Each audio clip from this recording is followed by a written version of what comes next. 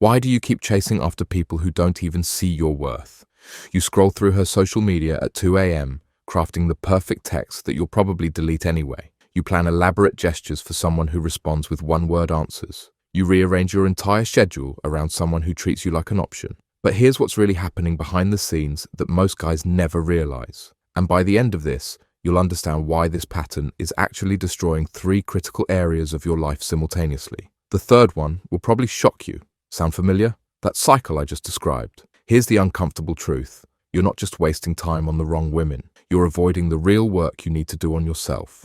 But there's something much deeper going on here that I need to explain first. Think about it. When was the last time you felt genuinely excited about your own life without needing someone else's validation to feel complete? When did you last pursue a goal, a passion, or a dream with the same intensity you put into chasing someone who's clearly not interested? But before I tell you why this is happening, let me explain what it's actually costing you, because the financial impact alone will probably make you sick. The pattern is always the same. You meet someone, there's a spark, or maybe just the possibility of one. Suddenly, your entire world revolves around them. Your friends become background noise, your hobbies collect dust, your ambitions take a back seat to analyzing every text message for hidden meaning. You tell yourself you're being romantic, you're being devoted, you're showing them how much you care. But deep down, you know the truth. You're running from something much scarier than rejection. And this is where it gets really dark, because what you're running from is actually the key to everything you want. But I can't explain that until you understand the three-part system that's keeping you trapped. Here's what's really happening. Every minute you spend obsessing over someone who doesn't reciprocate your energy is a minute stolen from becoming the person you're meant to be. But that's just the time cost. The emotional cost is way worse. Every dollar you spend trying to impress someone who's already decided you're not enough is a dollar that could have been invested in your future. I calculated this for one of my clients. He spent $4,000 in 6 months on a girl who friend-zoned him. $4,000 that could have been a down payment on his future. But the psychological cost is the one that will really mess you up. And this is something I only learned after studying the behavior patterns of over 200 guys who broke this cycle. Every ounce of emotional energy you pour into a one-sided connection is energy that could have built something meaningful in your own life. You've turned other people into your drug of choice. Their attention becomes your high. Their approval becomes your validation. Their presence becomes your peace. But like any addiction, it's slowly destroying everything that actually matters. And here's the part that nobody talks about. The smart kids especially fall into this trap.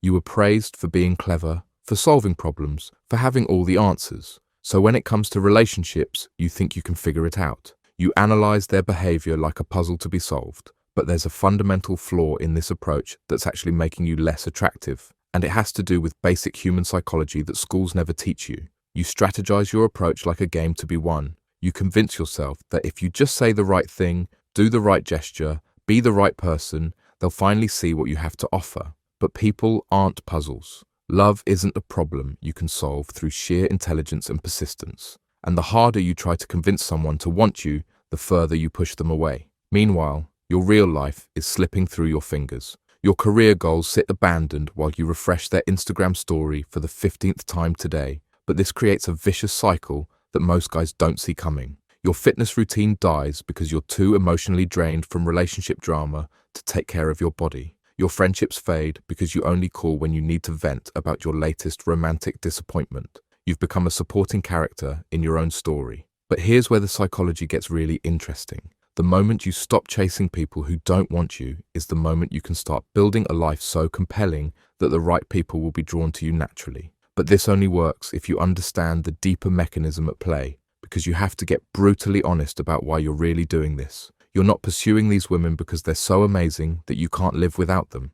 There's actually a much more painful reason. You're pursuing them because you can't live with yourself. You're using their potential love as a band-aid for your own self-worth issues. But this creates a dependency that destroys your attractiveness from the inside out. You don't need another person to complete you. You need to become complete on your own. But completing yourself requires understanding the three-pillar system that actually builds genuine confidence. The first pillar is redirecting that obsessive energy toward your goals. Take all that time you spend analyzing text messages and put it into learning a new skill. But this only works if you understand the second pillar. The second pillar is channeling that emotional investment into building something that will matter 5 years from now. Use that romantic budget to invest in experiences that will expand your horizons and make you more interesting. But without the third pillar, the first two are completely useless. The third pillar is the one that ties everything together. You have to be willing to sit with the discomfort of not having someone to fixate on. You have to be okay with Friday nights alone, working on your projects instead of planning another elaborate date for someone who's probably not thinking about you. But here's the breakthrough moment that changes everything. The less you need someone else's approval, the more likely you are to earn it. The more complete you become as an individual, the more attractive you become as a partner. However, this only works if you can master the psychological shift that separates men who succeed from men who stay stuck. And it's not what you think. You have to stop using other people as an escape from your own growth.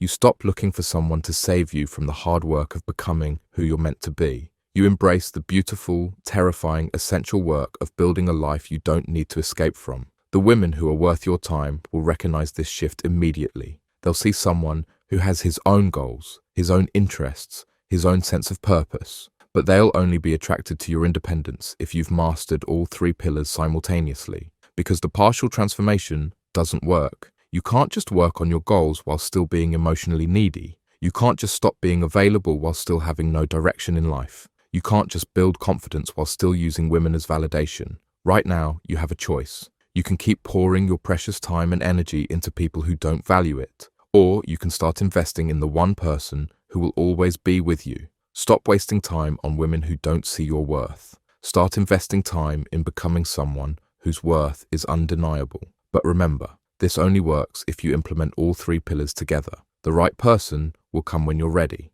But first, you have to stop running from yourself long enough to become someone worth finding.